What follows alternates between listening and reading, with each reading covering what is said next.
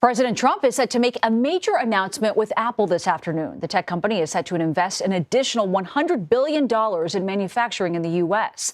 That brings the total amount of new investment by Apple to roughly $600 billion. The purpose, they say, is to bring more of their supply chain to the U.S., which would in turn create more jobs. Joining us now for more on this is CBS News Chief White House correspondent Nancy Cordes. Nancy, thanks for being with us. President Trump spoke with Ukrainian President Zelenskyy for a second straight day. I'm going to start with that first. What more do we know about those talks?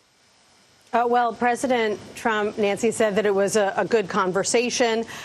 He also said that his Middle East envoy, Steve Witkoff, who has been traveling so frequently to Russia to try to broker some kind of agreement, had a good meeting with Vladimir Putin this morning as well. And President Trump said he has been talking with European allies, speaking with Volodymyr Zelenskyy for a second straight day as he tries to broker some kind of ceasefire at the very least, and at the most a more lasting halt in the 3 years of attacks by Russia as Ukraine seeks to defend itself.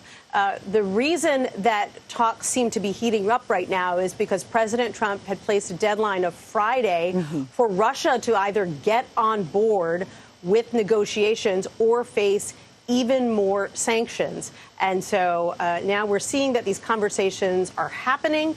Whether or not they'll bear fruit remains to be seen. But at this point, senior officials say they are still moving ahead with plans to announce new sanctions on Friday. And Nancy, I also want to ask you about this executive order that President Trump just signed imposing that additional 25% tariff on India as punishment for its continued purchase of Russian oil. That does bring the tariffs on India to a total of 50%. So why now? And is this the administration's attempt to put that additional pressure on Russia ahead of Friday's deadline?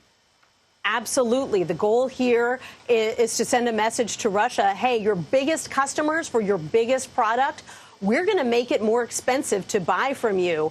And so if you don't, start working with the U.S. and the Ukrainians on some kind of a deal, we're going to continue to turn the screws.